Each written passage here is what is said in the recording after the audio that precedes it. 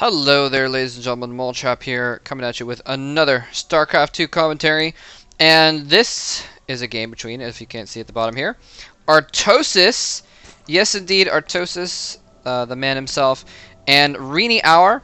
And a lot of people haven't heard of RenieHouR. He's a very good Korean player. He was actually in the early stages of the first GSL, well, the first StarCraft 2 GSL.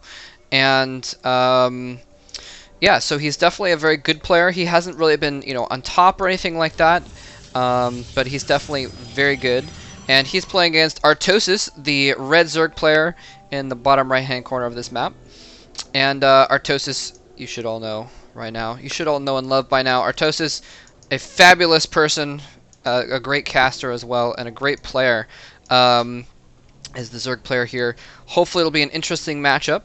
Both these two guys, I mean, Artosis, he can actually, he hasn't been getting, far into the GSL or anything like that, but he can hang with the Koreans on the Korean server. He's been living in Korea for quite some time now, and I think he probably played more games in the StarCraft 2 beta than anyone. He's got a lot of experience with this game. Anyway, we will see what comes out of this game. We got a gateway going down in the front here, and I like this move. He's got his pylon in the back. He's probably going to create a little bit of a wall here. Very, very common against Zerg players, and it looks like Artosis is going to try and put down an expansion here, but this probe is stopping it. Is he going to be able to get it down? He's battling the probe with one. Oh, pylon goes down. I think it might be a little bit out of place, though. No, it must be just barely blocking the corner of where that expansion would go, and the probe now, having done its damage, no, it doesn't try and escape, actually. It just runs out for a little bit, and it's going to run back in again. Artosis has put down his pool in the meantime. We see that a lot, actually, where Zerg players, I mean, it makes sense to do. If you can't get your expansion down in the place where you want it to, in Brood War, sometimes players would just put it a little bit offset, so they'd have their third hatchery there. But in StarCraft 2, you're not making a third hatchery as often. It's not as necessary with queens. With 2 queens and 2 hatcheries, it's basically 4 hatcheries worth of production capability. So you don't need to make an extra hatchery there. And let's see, this pylon is up. Drone is still just going to work at it. Is he going to make some? He's going to make some Zerglings, obviously. My question is if he's going to go for some early pressure, or if he's going to go down and kill that pylon first. And it looks like he's probably going to go down and kill that pylon. Artosis' drone got in here and saw exactly what was going on. And yeah, exactly. We got a nice little wall here. Beautiful little wall, actually. With his 1 zealot to plug up that little gap. And he's going to make a ranged unit that can stand behind that zealot now. He kills off the pylon with those Zerglings and is able to get that expansion down finally. Queen out as well. Let's see what tech he's going to go for next is the question. Both players are going to have to pick their next tech very soon. Since we have the core up, we have the spawning pool up, we're going to see what happens next. Anyway, Artosis now sending out his few Zerglings. They're not going to be too much good attacking the front or anything like that. He knows it because he knows this wall was set up. But they are going to be very useful killing off that probe and taking control of these 2 Xel'Naga watchtowers. This looks like what he's going to do. Let's see what he does have going on. Still just droning up over here. And he used his first... I like that, actually. He used his first energy to spawn larvae and got some more drones out. And then his next energy, he was actually going to come over here and make a creep tumor. I often will sometimes even use my first energy on that queen to make a creep tumor, especially if I've gone for an early expansion, so I have more larvae from that second hatchery.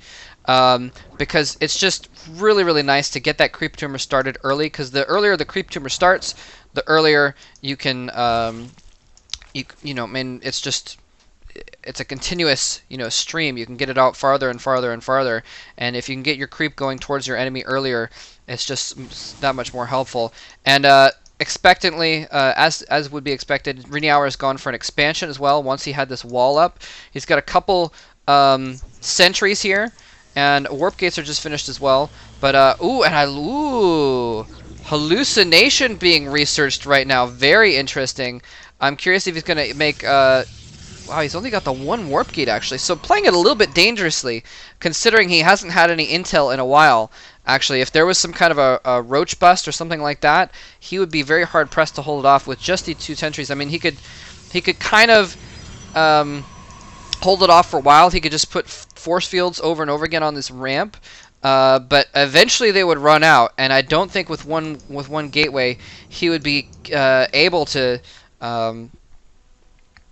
get down enough forces to defend before those force fields ran out. Anyway, regardless, I like that. I do this too. Sending Zergling is very easy to check out what your opponent's army is. In fact, that's kind of a fun thing to do also, is keep your army back a little bit to hide your army composition for when they do that. And then have them nearby so you can run them into the attack, to the defense actually, if they're... And look at this, there's one warp gate, he's just making lots of sentries, and you make the sentries early so that they can build up energy. Basically, you make the sentries early on so that they can build up energy, and then once you have your more warp gates going on, you make your meat units.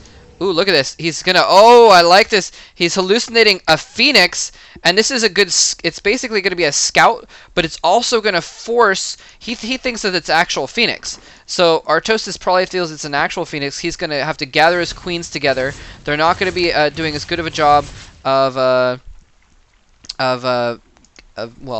you know, staying near the hatcheries and that kind of thing. But mostly it's a scout, and also it's going to make him think that, okay, maybe there's phoenixes around, I'm going to need to get some anti-air. He's actually building a lot of mutalisks right now, 8 mutalisks. I like this move.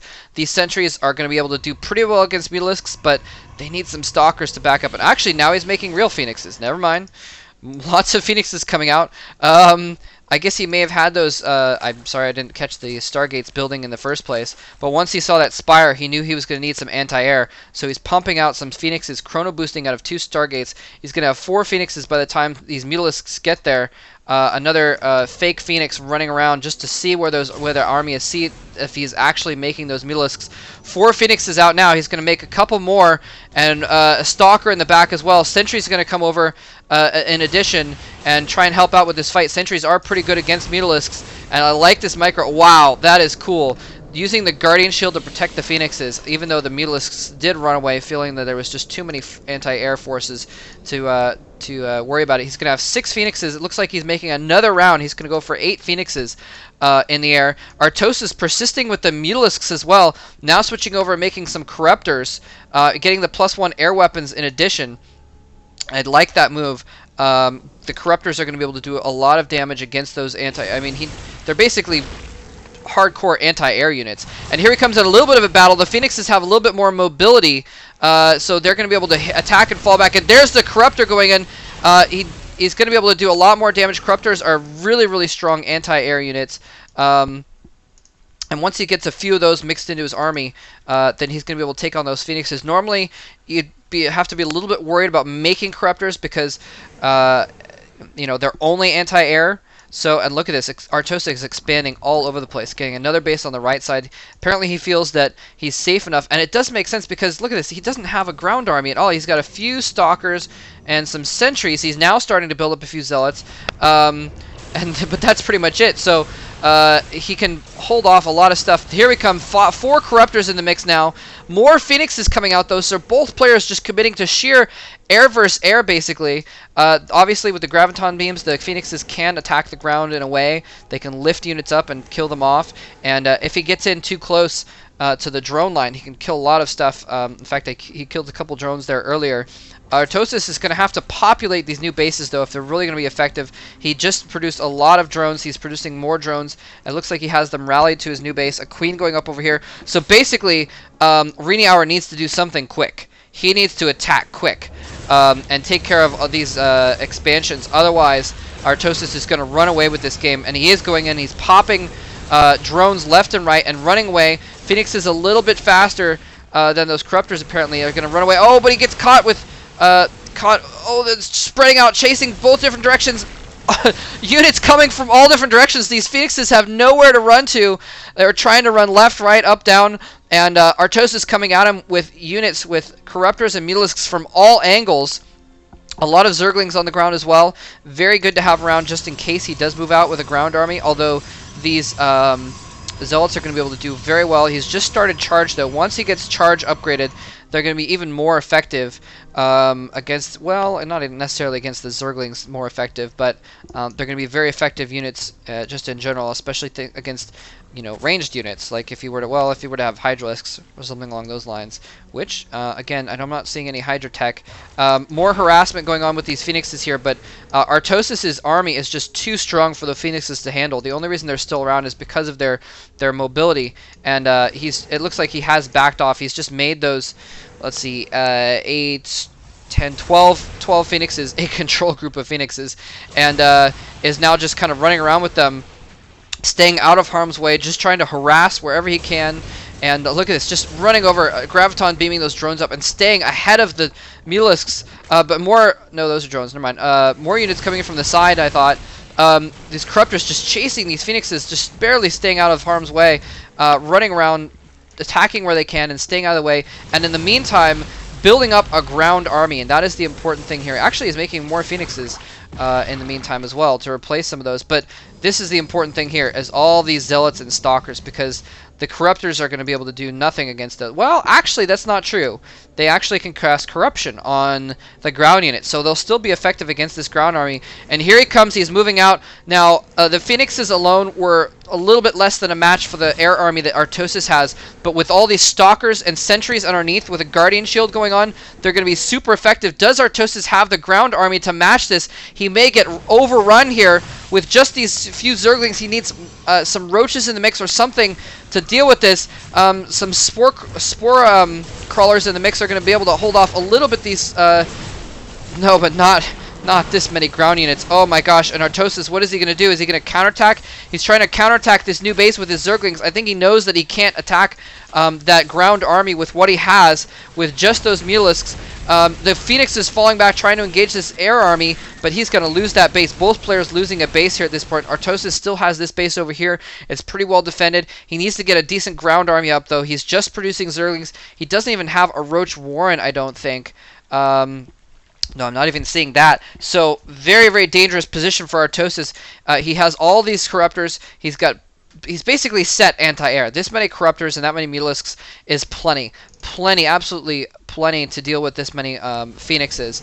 And you know, it's a decent amount for dealing with the ground as well, if he casts Corruption on all the Stalkers, for instance. But he needs a ground army very, very quickly. He needs more Zerglings. He needs more anti-ground. And here comes the big battle. The Stalkers falling back. More Zerglings rushing in. Phoenixes are going to have to fall back from all those Corruptors. Mulis is going to work on the Stalkers, though. I think he is going to pull it off after all, just with sheer numbers. And wow, Artosis is overpowering the air army, but not the ground. These Corruptors just chilling in midair, and he really basically needed some of those to be Broodlords for that to be effective. And oh man, he has cast Corruption on a lot of these Stalkers, but didn't have the ground army to back it up. He's going to lose this side base again, and I don't know what he can do at this point. He's just making mass Zerglings, and those Zerglings are not going to be very effective against that many Zealots, especially because the Stalkers, well, they don't have blink yet, so they can't really blink out of the way. But really, he's got to be worried here. The only thing he has going for him is that RenieHouR is very, very low on minerals at his natural expansion. He hasn't been able to expand. The Zergling counterattack has shut down his expansions. And oh man, look at this. Oh, Creep Tumors going up, but they're not going to be up in time.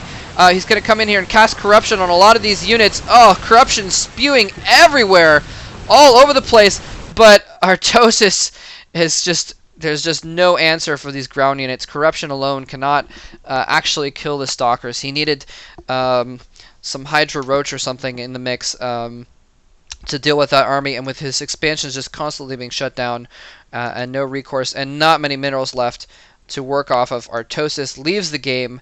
Well fought by both players. Nicely done, and I really like the big air battle, and just RenieHouR was just the first to switch hardcore into ground, and basically took the game because of it. You know, if Artosis had switched a little bit earlier into getting Hydralisks instead, perhaps those would have been able to do very well against the Phoenixes, obviously, and hold those off, and still would have been effective against all these Stalkers, and relatively good against the Zealots as well, with a few Roaches to buffer. But Artosis persisted with the air, and RenieHouR switched over to ground a little bit earlier.